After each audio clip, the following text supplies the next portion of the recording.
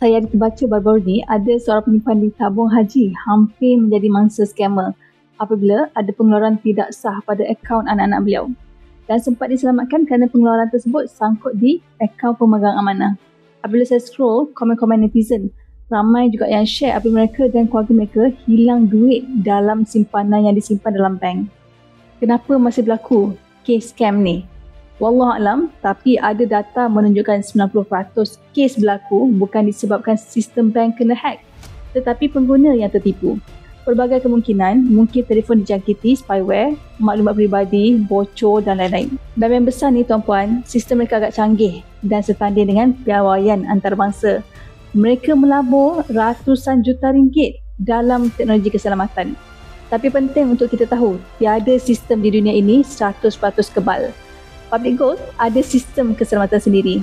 Antara ciri keselamatan Public Gold adalah yang pertama, akses akaun menggunakan username, password unik dan juga pengesahan OTP. Yang kedua, pemberitahuan transaksi melalui email dan SMS.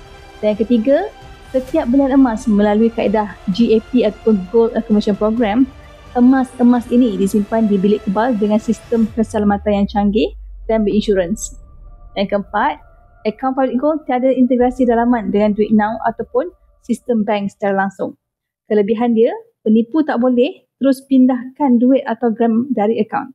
Jika anda jual emas GAP ni, hasil jualan emas akan disemak dan dimasukkan ke dalam akaun pemilik sahaja. Selain akaun pemilik, transaksi tidak akan berjaya.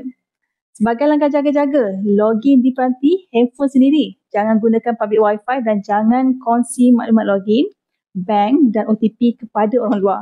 Dan jangan klik mana-mana pautan yang meragukan. Kepada penyimpan emas saya, jangan lupa kemaskini profil, alamat dan IC. Public Gold akan buat semakan dan verify akaun anda. Selagi tidak kemaskini, anda tidak dapat keluarkan emas fizikal anda kerana ia salah satu ciri keselamatan untuk pastikan emas-emas anda selamat.